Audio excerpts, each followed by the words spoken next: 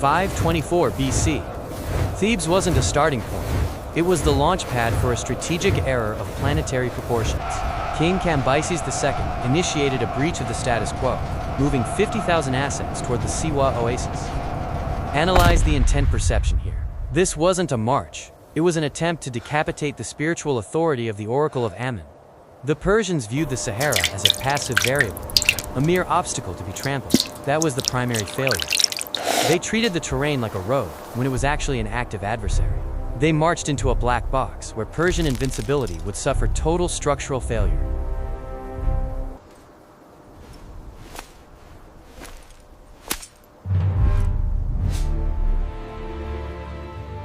The official leak claims the Khamsin rose like a wall of solid earth. In archival terms, this was a kinetic strike. The physics of a Saharan whiteout are absolute. When the wind hits 80 miles per hour, the air becomes more mineral than gas. Assets are desynchronized. Communication breaks down instantly. This is where pattern recognition failed the Persian command.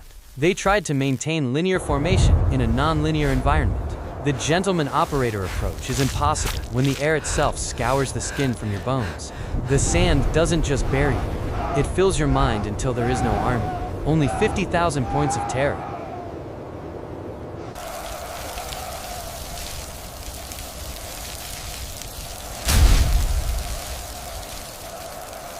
Fast forward through 2 millennia of system silence.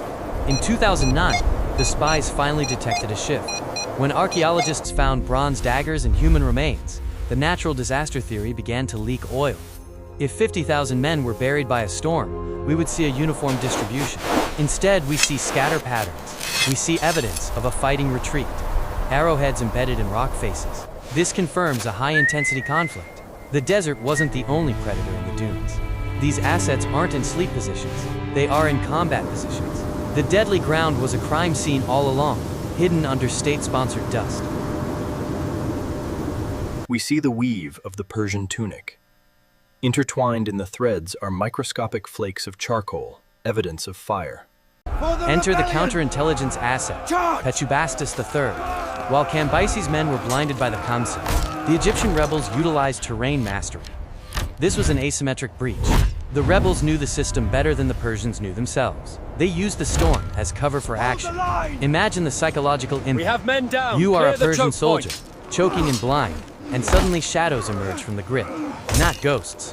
Men with blades who know exactly where your throat is. This wasn't a disappearance. It was a massacre in a vacuum.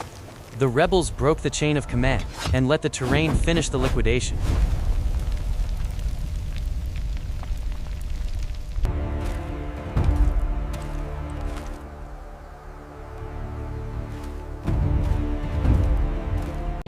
The final maneuver, information erasure. When Darius I seized the throne, he faced a massive retention drop-off.